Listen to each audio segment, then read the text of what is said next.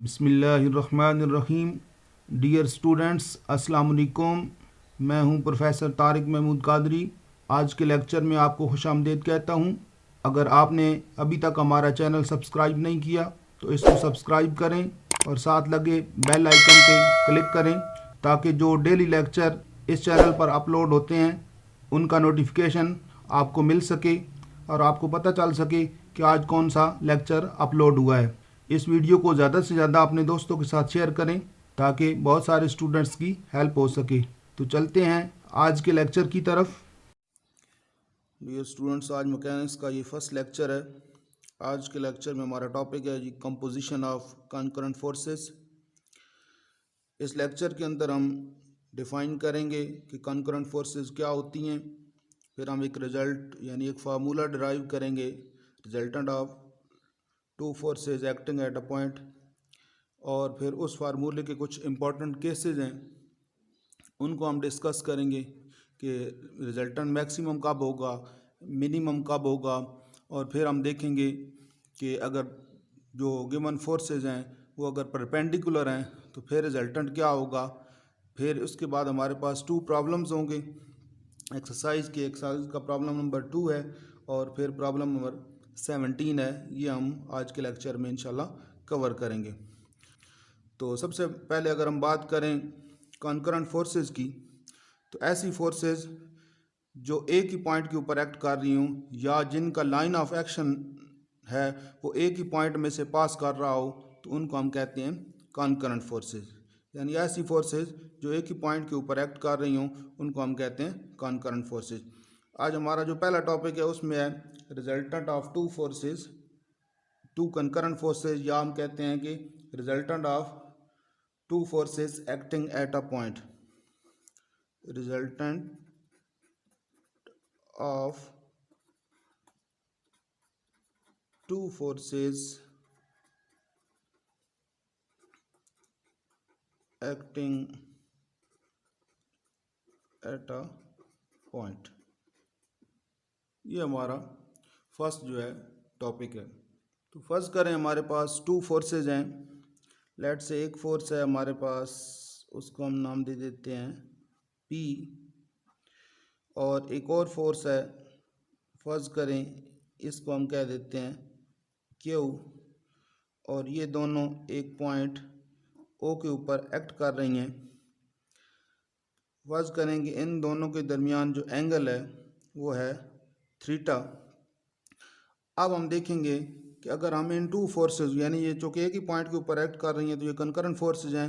अब हम इनका रिजल्टेंट फाइंड करेंगे। यानी अगर हम चाहते हैं कि इन 2 फोर्सेस के बजाय हम एक ही फोर्स लगाएं और वो भी वही काम करे जो ये दोनों कर रही हैं तो वो इसका रिजल्टेंट होगा। तो हम उसकी मैग्नीट्यूड भी फाइंड करेंगे और उसकी डायरेक्शन भी फाइंड करेंगे। अब अगर हम इनको 2 फोर्सेस को फर्ज करें, हम ऐड करते हैं, तो ऐड करने का हमारे पास जो ग्राफिकल मेथड है 2 फोर्सेस को वो है ऐड टू टेल रूल।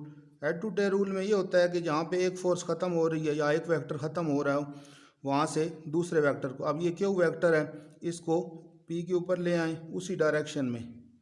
यानी जितना यहाँ पे ये एंगल बन रहा है इतना ही यहाँ पे भी बनना चाहिए। ये आपके पास आ जाएगा क्यू। अब इसका रिजल्टेंट चाहिए तो फर्स्ट की टेल को सेकंड के हेड के साथ मिला देंगे तो ये हमारे पास इसका रिजल्टेंट आ जाएगा। ये हमारे पास हेड टू टेल रूल। इसी तरह अगर आप चाहते हैं कि पी को क्यू में ऐड कर दें तो फिर क्या बनेगा, ये फोर्स हमारे पास थी पी, ये हमारे पास है फोर्स क्यू। यानी अब यहाँ पे पहले क्यू है, जहाँ पे ख़त्म हो रही है वहाँ से आगे हमने क्या किया है, पी लगा दिया है। तो अब इसका रिजल्टेंट देखें तो ये बन जाएगा हमारे पास आर। तो दोनों सूरतों में अगर आप देखें तो रिजल्टेंट जो है वो सेम बन रहा है। यानी जो कि एडिशन ऑफ वेक्टर कम्यूटेटिव होती है तो P प्लस क्यू का रिजल्टेंट जिस डायरेक्शन में है उसी डायरेक्शन में क्यू प्लस पी का भी है। तो इस तरह अगर हम इसकी फिगर फिर प्रॉपर बनाना चाहें 2 फोर्सेस को, तो हम बजाय अलग अलग बनाने के हम एक ही बना देते हैं। तो इसमें रिजल्टेंट इसका आ जाएगा यहाँ पे, ये आ जाएगा हमारे पास रिजल्टेंट। ये P है, ये क्यू है, ये इसके सामने फिर क्यू है और ये हमारे पास P है। यानी ये P प्लस Q का रिजल्टेंट भी वही बनता है और Q प्लस P का रिजल्टेंट भी हमारे पास वही बनता है। तो फर्ज कर लेते हैं कि हमारे पास जो रिजल्टेंट है R वो इसके साथ P के साथ एंगल बना रहा है अल्फ़ा, और इस डायरेक्शन को हम कह देते हैं, फर्ज करें कि ये एक्स एक्सिस है। ठीक है जी। तो अब हमने क्या करना है, एक तो आर की मैग्नीट्यूड फाइंड करनी है और दूसरा ये वाला एंगल अल्फ़ा फाइंड करना है, जिससे हमारे पास आर की डायरेक्शन आ जाएगी। तो जो कुछ अभी तक हमने किया है, पहले इसको लिखते हैं कि let P and Q be two forces acting at a point O, making angle theta with each other,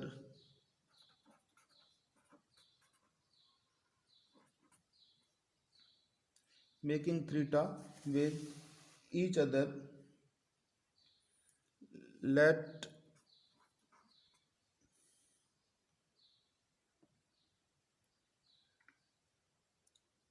alpha be the angle between the resultant R and P as shown in figure।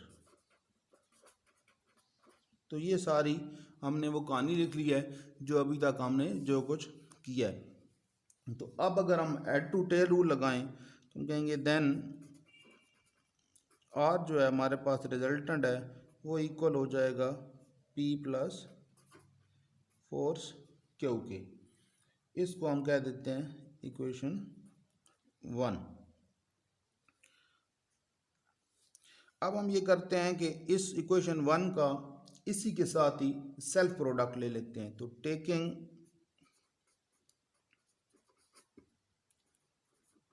Self dot product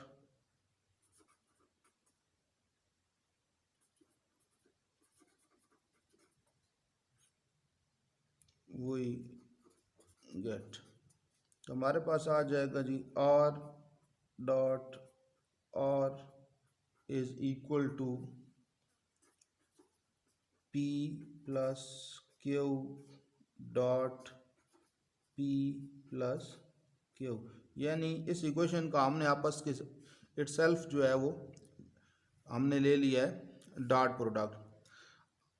अब जब भी दो same vectors का dot product आ जाता है, यानी उनके दरमियान एंगल जो है वो ज़ीरो होता है, तो वो सिंपली उसकी मैग्नीट्यूड का स्क्वायर बन जाता है। तो यहाँ से हमारे पास आर का बन जाएगा आर स्क्वायर। नेक्स्ट हमारे पास आ जाएगा, अगर एक्सपेंड करें तो ये आ जाएगा P dot P plus Q plus Q dot P plus Q। यानी हमने ये किया है कि जो हमारे पास था ये P प्लस Q, इसको एक्सपेंड किया, P का आ गया P dot P plus Q dot P plus Q हमारे पास आ जाएगा। अब इसको फर्दर एक्सपेंड करते हैं तो ये आ जाएगा P dot P plus P dot Q plus Q dot P plus Q dot Q। तो ये हमारे पास डॉट प्रोडक्ट आ गया। अब जो सेम है उनका आ जाएगा स्क्वायर P स्क्वायर। अब P डॉट Q और Q डॉट P, क्योंकि डॉट प्रोडक्ट जो होती है वो कॉम्यूटेटिव होती है, तो इसलिए P डॉट Q इक्वल होता है Q डॉट P के। तो इन दोनों को हम ऐड कर सकते हैं, ये आ जाएगा 2 टाइम्स P डॉट Q। तो Q डॉट Q का हमारे पास आ जाएगा Q स्क्वायर। अब दो वेक्टर्स की जो डॉट प्रोडक्ट होती है, फर्स्ट करें हमारे पास वेक्टर A है एक B है, तो A डॉट B होता है A magnitude B magnitude and cause of the angle between A and B। यानी अगर A वेक्टर है, दूसरा हमारे पास B वेक्टर है और इन दोनों के दरमियान एंगल थीटा है, तो ये आपके पास आ जाएगा AB कॉज थीटा। तो अब हमने देखना है कि पी और क्यू के दरमियान जो हमारे पास एंगल है वो क्या है। तो पी डॉट क्यू आ जाएगा पी टू पी क्यू और cause of the angle between P and Q. तो हमने शुरू में पी और क्यू के दरमियान जो एंगल लिया था वो था हमारे पास थीटा, और शुरू में हमने इसको लिखा भी है कि इन दो पी और क्यू के दरमियान एंगल जो है, let P and Q be two forces acting at a point O making angle theta with each other. तो दोनों के दरमियान एंगल थीटा है, तो यहाँ हमारे पास आ जाएगा cos थीटा और ये बन जाएगा cos स्क्वायर। अब हमें सिर्फ r चाहिए, r स्क्वायर नहीं चाहिए, तो दोनों तरफ हम क्या करेंगे, स्क्वायर रूट ले लेंगे। तो ये हमारे पास आ जाएगा r is equal to P square plus Q square plus 2pq cos theta. तो ये हमारे पास आ गया magnitude of the resultant of two concurrent forces. ये हमारे पास इंपॉर्टेंट फार्मूला है। तो हम कहेंगे विच गिव्स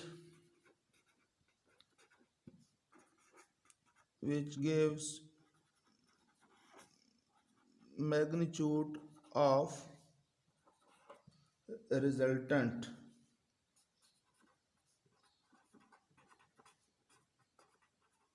तो ये हमारे पास मैग्नीट्यूड ऑफ रिजल्टेंट। इसको फिलहाल मैं इक्वेशन 2 कर देता हूँ, बाद में जब हम इसके केसेस डिस्कस करेंगे तो ये हमें काम आएगी। नेक्स्ट अभी हमने जो चीज़ निकालनी है वो रिजल्टेंट का जो एंगल है वो फाइंड आउट करना है, और वो एंगल हमारे पास क्या है, वो अल्फ़ा हमने फाइंड करना है। अब दोबारा मैं ये करने लगा हूँ कि जो हमारे पास इक्वेशन 1 थी, that is r is equal to P plus Q, उसका डॉट प्रोडक्ट लूँगा p के साथ। तो लिखूँगा taking dot product of 1 with p वही गेट। अब p के साथ जब इसका डॉट प्रोडक्ट लूँगा तो हमारे पास आ जाएगा p dot r is equal to p dot p plus Q, क्योंकि हमारे पास जो इक्वेशन 1 थी वो थी r is equal to p plus Q. तो इसके साथ जब मैंने डॉट लिया दोनों तरफ p का डॉट लिया तो p dot r and p dot p plus Q हमारे पास हो गया। अब p डॉट r जो होगा डॉट प्रोडक्ट है तो वो आ जाएगा p r cause of the angle between p and r। तो p एंड r के दरमियान जो हमने एंगल लिया हुआ है वो है अल्फ़ा। तो यहाँ पे हमारे पास क्या आ जाएगा, वो आ जाएगा अल्फ़ा, और नेक्स्ट दूसरी साइड पे हमारे पास बन जाएगा p dot p plus p dot Q.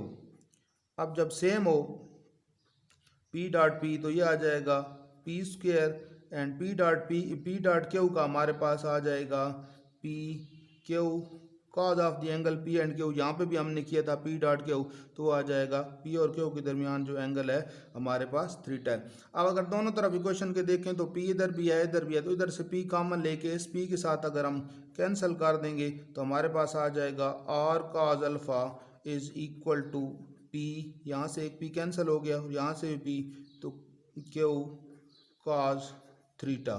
तो इसको अभी इक्वेशन कह देते हैं 3। अब सेम प्रोसेस हमने दोबारा करना है, लेकिन अब हम लेंगे क्रॉस प्रोडक्ट।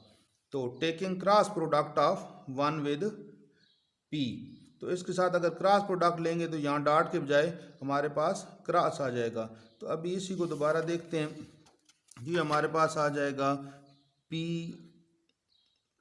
डॉट के बजाय अब आ जाएगा p क्रॉस r, ऊपर लिख लीजिएगा कि taking cross product of 1 with p। तो ये आ जाएगा p cross p plus Q. अब क्रॉस प्रोडक्ट में एक मसला ये होता है कि चूँकि ये वेक्टर क्वांटिटी होती है उसमें इसके साथ बाद में एक वेक्टर भी आ जाता है जो यूनिट वेक्टर होता है। तो उसको ख़त्म करने के लिए मैं क्या करता हूँ, यहाँ पे दोनों तरफ मैग्नीट्यूड अप्लाई कर देता हूँ, ताकि जो यूनिट वेक्टर होगा उसकी मैग्नीट्यूड 1 होके वो ख़त्म हो जाएगा, वो ना आए हमारे पास। तो यहाँ पी आर, तो ये बन जाए क्रॉस प्रोडक्ट में P R sine of the angle between P and R, और पी और आर के दरमियान हमें पता है एंगल हमारा अल्फा है।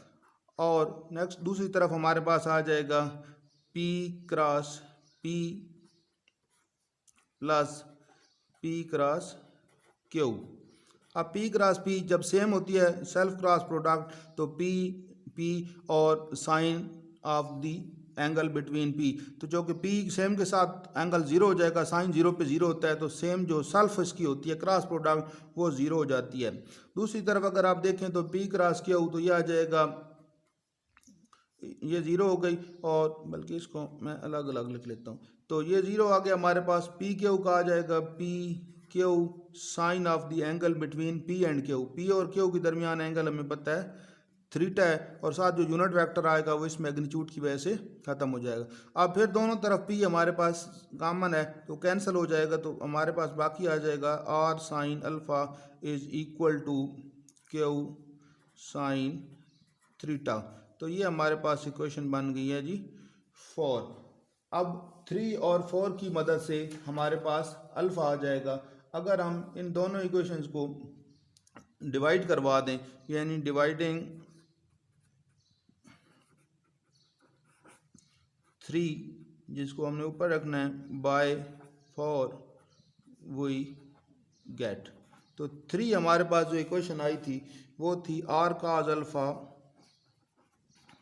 Is equal to P plus Q cos theta, और जो 4 है हमारे पास वो आ जाएगी R sine alpha is equal to Q sine theta. तो हमने दोनों को क्या कर दिया है, डिवाइड कर दिया, आर आर से कैंसिल हो जाएगा।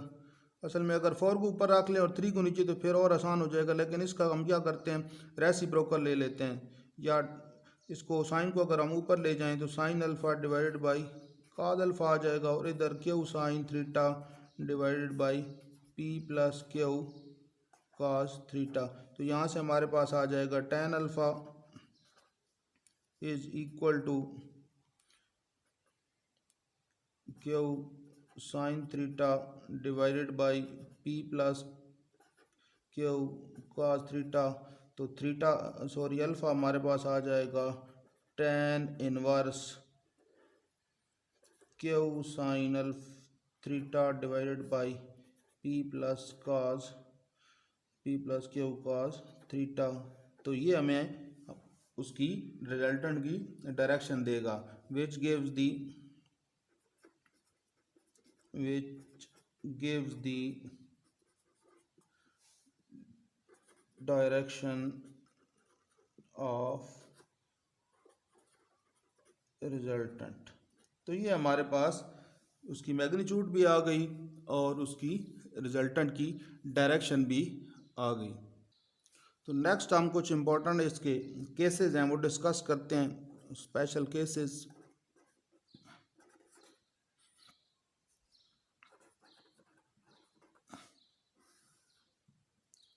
सबसे पहले हम इसका पहला केस डिस्कस करते हैं जिसमें हम देखते हैं कि रिजल्टेंट जो है वो मैक्सिमम कब होगा। अब अगर आप देखें जो रिजल्टेंट की मैग्नीट्यूड हमने निकाली है उसमें आर जो है वो है P square Q square plus 2p Q का थीटा। इसमें पी भी हमारे पास कांस्टेंट है, उसकी मैग्नीट्यूड है फोर्स की, क्यू भी 2b, तो हमारे पास एक चीज़ वेरिएबल है वो है थीटा, यानी आर टोटली डिपेंड करेगा थीटा के ऊपर। तो जब आर कब मैक्सिमम होगा, जब काज थीटा मैक्सिमम होगा। और काज थीटा कब मैक्सिमम होता है, जब थीटा की वैल्यू हमारे पास 0 होती है। तो हम कहेंगे कि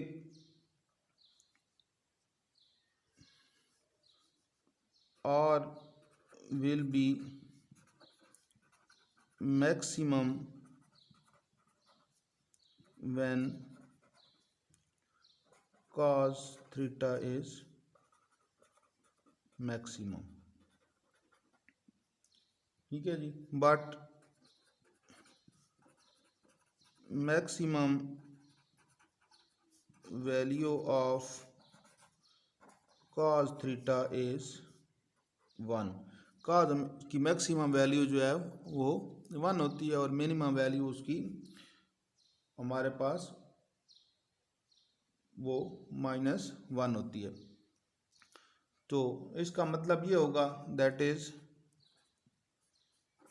cos theta is equal to 1 और यहाँ से theta is equal to cos inverse 1 यानी 0 डिग्री।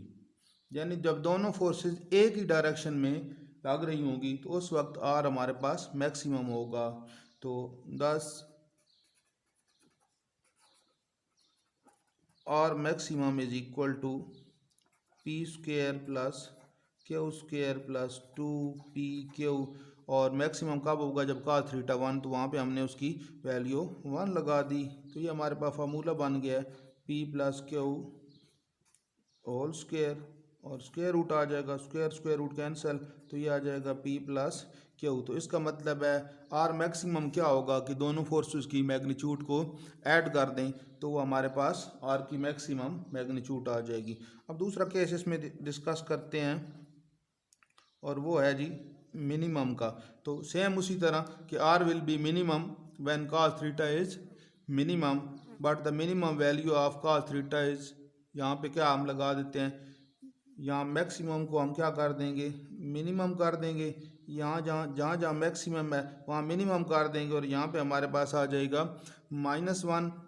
तो यहाँ पे आ जाएगा -1 और -1 कहाँ पे होता है पाई के ऊपर होता है, तो यहाँ पे भी उसकी वैल्यू आ जाएगी -1। तो ये P square plus Q square maximum की जगह हम क्या कर देंगे मिनिमम कर देंगे, तो P square plus Q square -2pq। तो ये फार्मूला हमारे पास बन जाएगा माइनस का, तो यहाँ पे हमारे पास माइनस आ जाएगा। तो इसका मतलब है आर मिनिमम जो हमारे पास आ जाएगा वो आ जाएगा दोनों का डिफरेंस। यानी एंगल पाई का मतलब ये है कि एक फोर्स इधर को लग रही है और दूसरी फोर्स इधर को लग रही है, यानी पी इधर है तो क्यू इस तरफ है, तो उस वक्त उस बॉडी के ऊपर उस पॉइंट के ऊपर मिनिमम फोर्स लगेगी और वो होगी दोनों फोर्स के डिफरेंस के बराबर। तो ये हमारे पास था मिनिमम। अगर अब नेक्स्ट हमारे पास जो तीसरा केस है उसमें हम देखते हैं कि अगर दोनों फोर्सेस आपस में परपेंडिकुलर हैं फिर क्या बनेगा। तो केस 3 इसमें देखते हैं कि when theta is equal to 90 degree, यानी दोनों फोर्सेस जब एक दूसरे के साथ परपेंडिकुलर हैं, पी है और फिर क्यू है, ये दोनों के दरमियान अगर एंगल 90 डिग्री है तो उस सूरत में हमारे पास रिजल्टेंट क्या बनेगा।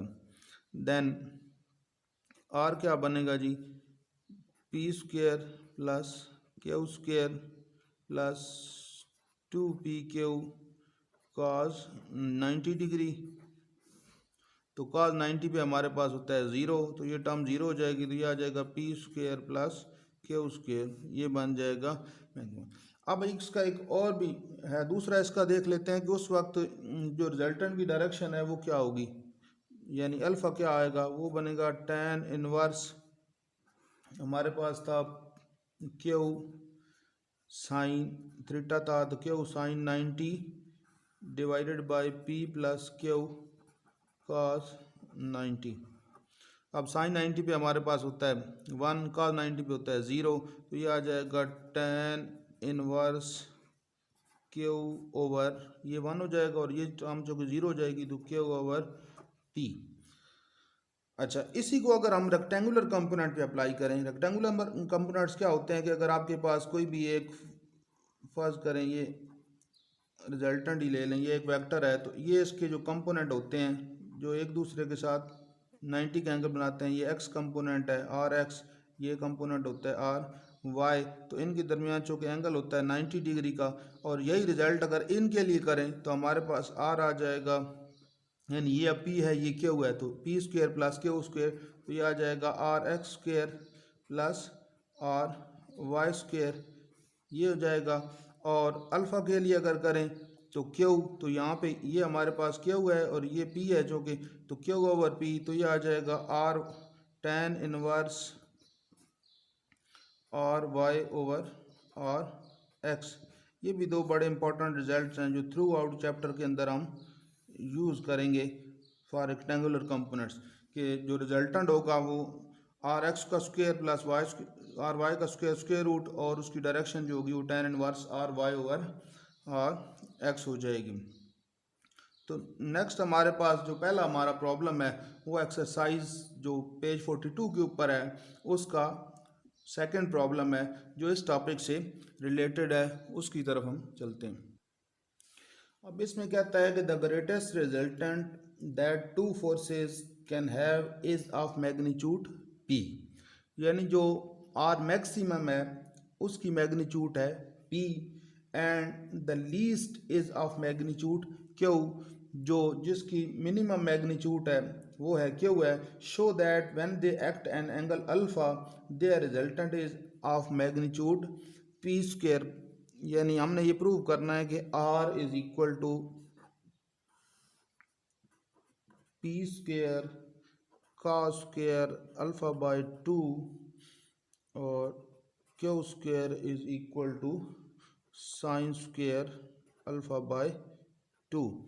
अच्छा, इस प्रॉब्लम के अंदर हमें फोर्सेस नहीं गिवन है, हमें क्या चीज़ गिवन है, हमें गिवन है और मैक्सिमम वो दिया हुआ है हमें पी, यानी जो ग्रेटेस्ट रिजल्टेंट है उसकी मैग्नीट्यूड है पी, और जो लीस्ट रिजल्टेंट है यानी आर मिनिमम जो है वो हमें गिवन है वो इक्वल टू है क्यू, और दूसरा जो फोर्सेस के दरमियान एंगल है वो हमें जो एंगल हमें गिवन है वो है अल्फा है। अब हमें यहाँ पे फोर्सेस नहीं पता कि वो फोर्सेस कौन सी हैं, सिर्फ हमें उसमें आर मैक्सिमम आर मिनिमम और फोर्सेस के दरमियान जो एंगल है वो हमें गिवन है। तो इसको सॉल्व फर्स्ट कर लेते हैं, हम तो सोल्यूशन देखते हैं जी कि late,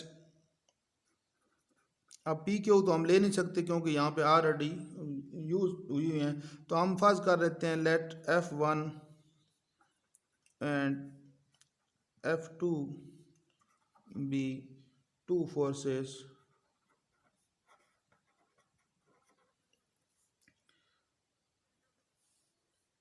and P and Q be the magnitude of their greatest and least resultant respectively।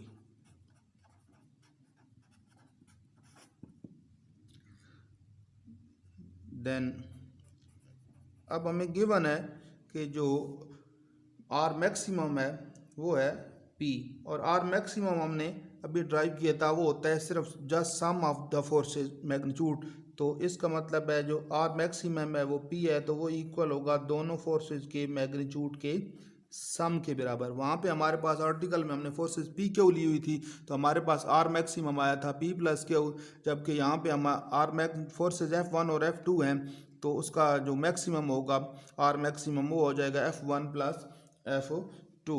इसको मैं कह देता हूँ इक्वेशन 1, और जो आर मिनिमम है वो हमें गिवन है क्यू, और आर मिनिमम हमने जब रिजल्ट ड्राइव किया था तो उसमें देखा था कि दोनों फोर्सेस का हमारे पास जस्ट डिफरेंस आ जाता है, तो F1 माइनस F2 हमने का डिफरेंस ले ली।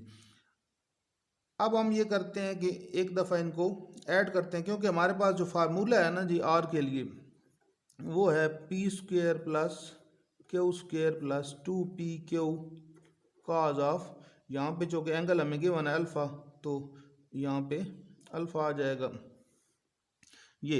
अब इसी को अगर इस तनाज़र में देखा जाए इस क्वेश्चन में तो यहाँ फोर्सेस पी और क्यू के बजाय F1 और F2 हैं तो यह आ जाएगा F1 square F2 square plus 2F1 F2 cos alpha. तो ये फार्मूला हमने यूज़ करके ये रिज़ल्ट बनाना है, तो इसमें F1 और F2 की वैल्यू जो कि हमें चाहिए तो यहाँ से इन दोनों इक्वेशंस की मदद से हम f1 और f2 की वैल्यू फाइंड आउट करते हैं। तो एक दफ़ा इसको ऐड कर देते हैं, एडिंग 1 एंड 2 वही गेट। जब हम इसको ऐड करेंगे तो f2 से माइनस की वजह से कैंसिल हो जाएगा, प्लस माइनस, और इस तरफ आ जाएगा f1 plus f1, 2f1 is equal to p plus Q. तो यहाँ से हमारे पास f1 की जो वैल्यू है वो आ जाएगी p plus Q divided by 2। इसी तरह अगर हम 2 को 1 में से सब्ट्रैक्ट कर लें तो फिर f1 कैंसिल हो जाएगा, सब्ट्रैक्ट 2 फ्रॉम 1 वही गेट। जब हम सब्ट्रैक्ट करेंगे तो f1 से कैंसिल हो जाएगा और ये माइनस जो है वो प्लस हो जाएगा, तो f1 प्लस f2 ये 2f2 हो जाएगा, और which is equal to p minus Q. तो यहाँ से हमारे पास f2 की जो वैल्यू है वो आ जाएगी p minus Q divided by 2। अब ये जो दोनों f1 और f2 की वैल्यू आई हैं ये अब यहाँ पे रिजल्टेंट वाले फार्मूले में हम सब्स्टिट्यूट कर देते हैं। तो फर्ज कर लेते हैं हम कि let R be the resultant, let R be the resultant of p, sorry यहाँ पे p नहीं है हमारे पास, f1 and f2 and alpha is the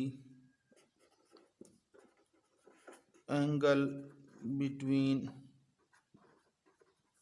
f1 and f2, then हमारे पास क्या आ जाएगा जी, r is equal to magnitude of the resultant हमारे पास आ जाएगी f1 square f2 square two f1 f2 cos of alpha.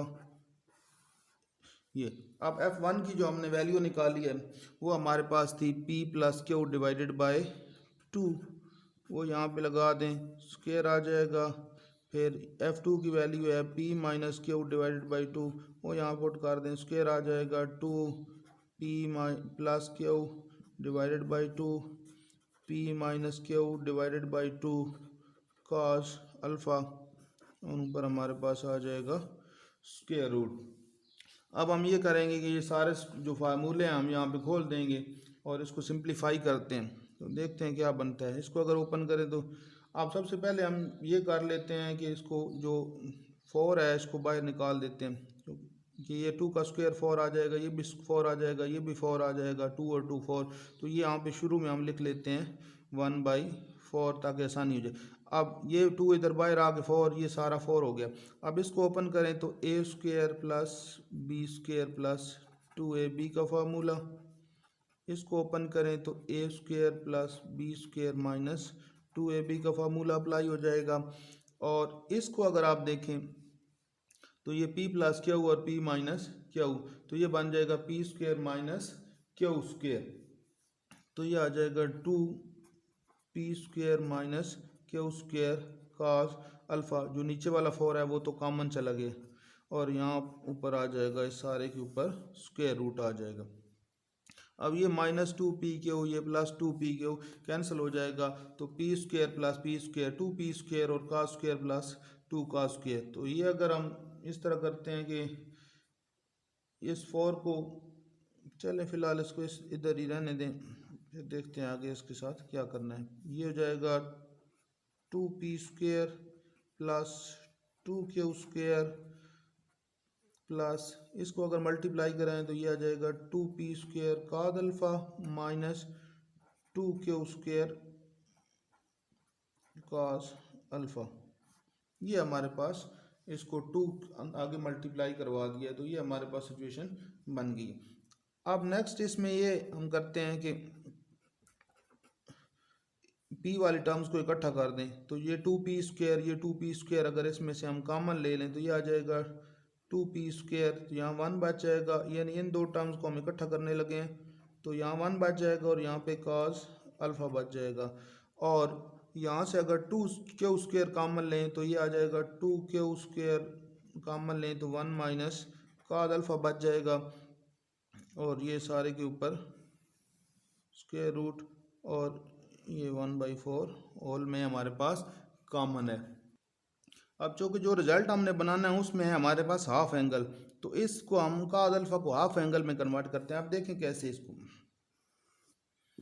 1 plus cos alpha में गिवन है, तो यहाँ पे हमारे पास आ जाएगा 1 प्लस cos अल्फ़ा को अगर मैं हाफ एंगल में करूँगा तो अल्फ़ा को 2 से मल्टीप्लाई और डिवाइड करवा दूँ, तो ये हमारे पास जो फार्मूला बन गया है वो बन गया cos 2 अल्फ़ा का। वो होता है cos स्क्वायर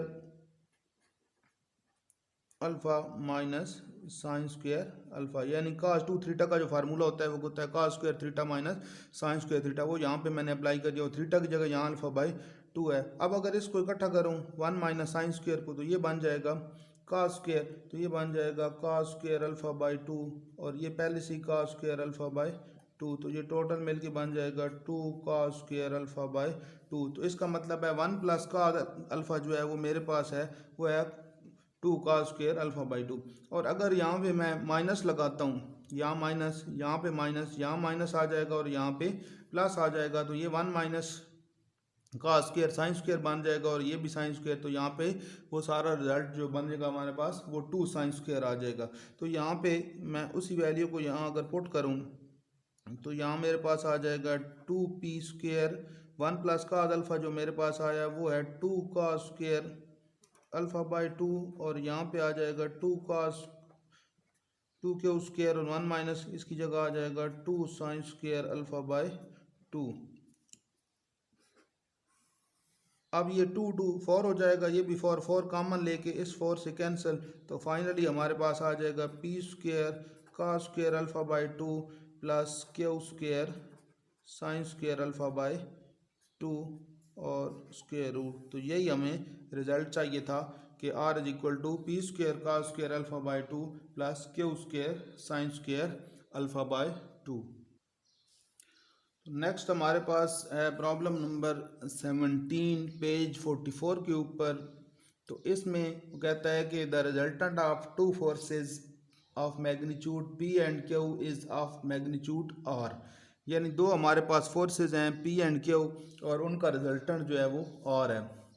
अब कहता है कि इफ़ Q इज़ डबल, कहता है कि अगर Q को हम डबल कर दें देन R इज़ डबल, तो R भी डबल हो जाता है। इफ़ Q इज़ रिवर्स्ड, अगर हम Q को रिवर्स कर दें यानी Q के बजाय हम माइनस Q कर दें then R is again double, तो R फिर डबल हो जाता है। शो दैट, हमने ये रिजल्ट बनाना है P square ratio Q square ratio R square is equal to 2:3:2, यानी ये हमने रिजल्ट बनाना है कि अगर P डबल हो जाए तो R डबल हो जाता है और अगर Q रिवर्स हो जाए, सॉरी Q डबल हो जाए तो R डबल हो जाता है और Q रिवर्स हो तो R भी फिर डबल हो जाता है। तो फिर ये रिजल्ट हमने बनाना है। ये हमारे पास है जी प्रॉब्लम नंबर 17 और पेज है बुक का 44। ये अभी हम इसको सॉल्व करते हैं। तो यहाँ पे दो फोर्सेस हमें दी हुई हैं, तो फर्स्ट कर लेते हैं उन दोनों के दरमियान जो एंगल है वो थीटा है। तो let theta be the angle between the forces P and Q। अब चूंकि हमें गिवन है कि R इनका रिजल्टेंट है, तो since R is the resultant, R is the resultant of P and Q, therefore जो मैग्नीट्यूड ऑफ R होगी हम ऑलरेडी ड्राइव कर चुके हैं, P square plus Q square plus 2PQ cos of theta and square root. ठीक है जी। अब यहाँ पे हम R स्क्वायर कर लेते हैं, तो ये ताकि स्क्वायर रूट बार बार ना लिखना पड़े, तो दोनों तरफ स्क्वायर हो जाएगा और स्क्वायर रूट कैंसिल हो जाएगा। इसको फिलहाल हम 1 कहते हैं। अब हमें कहा गया है कि अगर क्यू को डबल करें तो आर डबल हो जाता है। तो आप कहेंगे कि since R is equal to 2r when q is equal to 2, then by replacing q with 2q and r with 2r we get, ठीक है जी, कि जब r को 2 since r is 2r when q is equal to 2q, यानी r हो जाता है जब q को डबल किया जाता है। तो अब हम इसमें रिप्लेस करते हैं। r को अगर 2r से करेंगे तो ये बन जाएगा, और p पे कोई फ़र्क नहीं पड़ता तो q को 2q कर देते हैं, और यहाँ पे भी q की जगह 2q लगा देते हैं। तो ये हमारे पास ये मान गया। अब इसको अगर सिंप्लीफाई करते हैं फर्दर तो ये बन जाता है 4r² is equal to P square plus 4q square plus 4pq cos theta. This is equation 2। अब दोबारा हमें कहा गया है कि सिंस r is doubled when q is reversed,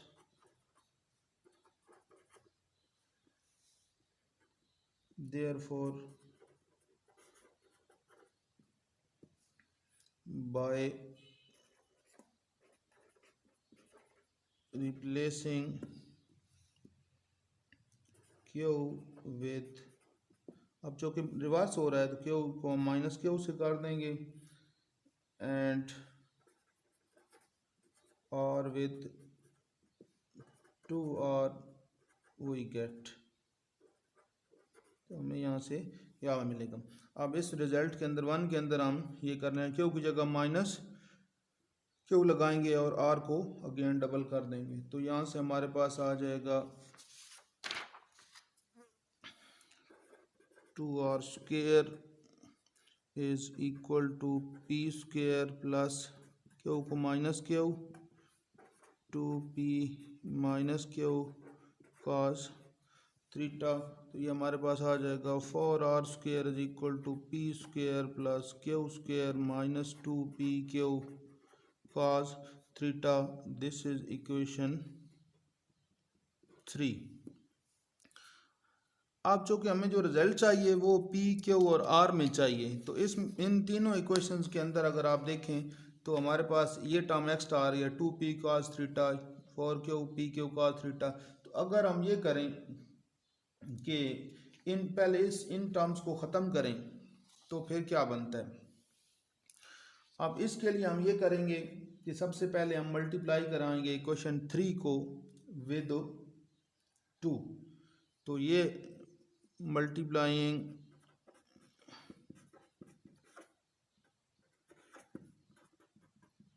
3/2, इसकी वजह यह है कि इसको इसलिए करवा रहे हैं कि ये टर्म तब कैंसिल होगी क्योंकि यहाँ हमारे पास है जी 4pq cos थीटा, तो यहाँ पे है 2pq, तो ये टर्म एक जैसी होंगी तो फिर ये ख़त्म होंगी।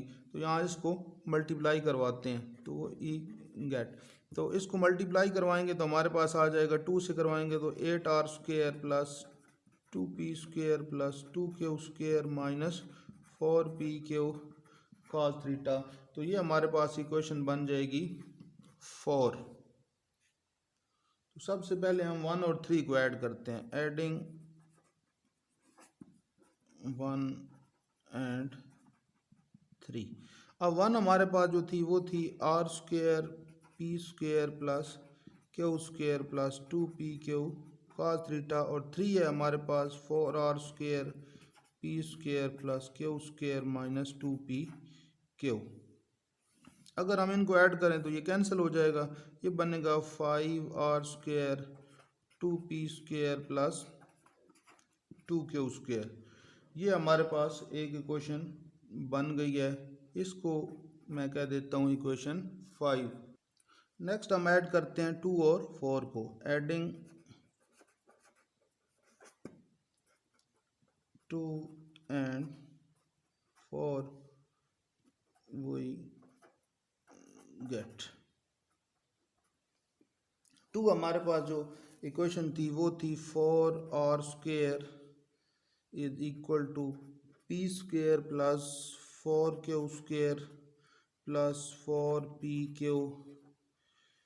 cos थीटा, और 4 हमारे पास है 8r² 2p² plus 2q² minus 4pq cos theta. इन दोनों को हमने क्या करना है जी, अभी ऐड करना है। जब ऐड करेंगे तो ये टर्म यहाँ से कैंसिल हो जाएगी, तो हमारे पास बन जाएगा 12r² is equal to 3p² plus 6q²। अब 3 जो है राइट साइड से भी कॉमन लिया जा सकता है और लेफ़्ट साइड से भी, तो इसको 3 से कॉमन लेके कैंसिल कर देंगे 3 से, तो यहाँ आ जाएगा हमारे पास 4r²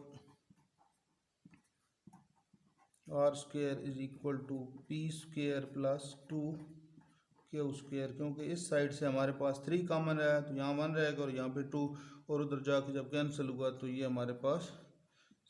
अब हमारे पास बन गई इक्वेशन 5 और 6, और इसमें हमारे पास वही 3 चीज़ें हैं जिनके दरमियान हमने रिलेशनशिप डिराइव करना है।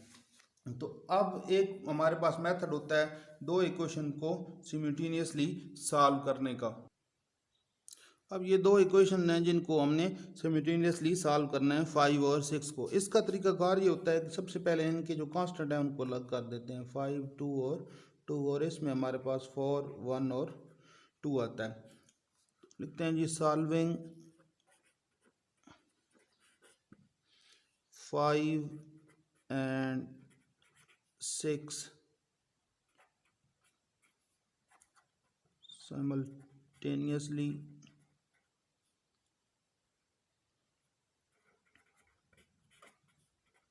we get। सबसे पहले हमारे पास जो चीज़ है, अच्छा इसमें एक और चीज़ हमने करनी है कि पहले इनको सबको एक तरफ लेके जाना है। तो इस 5 को अगर उधर लेके जाएंगे तो ये बन जाएगा -5r² और ये बन जाएगा -4r² इज इक्वल टू 0। तो इसको हम यहाँ से ख़त्म कर, यानी आपने पहले तमाम जो टर्म्स हैं एक तरफ और इक्वल टू 0 करना है। तो अब यहाँ पे हमारे पास जो इसकी डायरेक्शन बन गई है वो बनी है -5 और -4। अब इनके तीनों के इसका कांस्टेंट, सबके कांस्टेंट अलग कर दिए। तो सबसे पहले हम ये करना है कि हमने p² को ऊपर रखना है, फिर दरमियान वाले के साथ -q², फिर आगे हमारे पास r²। ये एक तरीकाकार है इनको इकट्ठा सॉल्व करने का। और इसके नीचे p² के नीचे डिटर्मिनेंट आएगा 2/2 का, और इसके नीचे भी और इसके नीचे भी। अब इसमें ये करेंगे सबसे पहले कि p² के नीचे जब हमने लिखना है तो p वाले कांस्टेंट नहीं लेने, बाकी 2 लेने ने। तो इसमें आ जाता है हमारे पास 2 -5 2 -4। जब q का लिखना है q² का, तो q वाले कांस्टेंट नहीं लेने, बाकी ले लेने 2 -5 1 -4। जब r² के नीचे लिखना है तो r वाले कांस्टेंट नहीं लेने, तो बाकी हमारे पास आ जाएगा 2 2 1 और 2। अब ये डिटर्मिनेंट हमने सॉल्व करने हैं, तो ये हमारे पास आ जाएगा p² डिवाइडेड बाय, यहाँ पहले को चौथे के साथ मल्टीप्लाई करवाते हैं तो -8 आ जाता है, बीच में होता है माइनस, और 5 2 ये भी माइनस है तो ये प्लस हमारे पास 10 आ जाएगा। इसी तरह यहाँ -q², ये याद रखना है कि दूसरे के साथ हमने माइनस लेना है। अब इसके नीचे हमारे पास है -8, और ये फिर -5 बनेगा और माइनस फार्मूले का +5, और r² के नीचे जब लिखेंगे तो 2 2 4 माइनस ये हमारे पास 2। तो ये हमारे पास आ गया p² डिवाइडेड बाई 10 - 8 2, और क्यू स्क्वायर -8 + 5 -3 और ये माइनस, तो ये हमारे पास नीचे आ जाएगा +3 और R square is equal to 2। तो जब इसको आप रेशो की फॉर्म में लिखेंगे तो ये आ जाएगा P square ratio Q square ratio R square is equal to 2:3:2। तो यही हमें रिजल्ट चाहिए था। तो ये आज हमारा फर्स्ट लेक्चर था। इसके अंदर हमने जो फर्स्ट टॉपिक है हमारा मैकेनिक्स का, इसको हमने कंप्लीट कर लिया है। तो नेक्स्ट लेक्चर में इंशाल्लाह हम देखेंगे थ्योरम ऑफ रिजॉल्व्ड पार्ट्स और उसके से रिलेटेड जितने भी प्रॉब्लम्स हैं उनको हम सॉल्व करेंगे।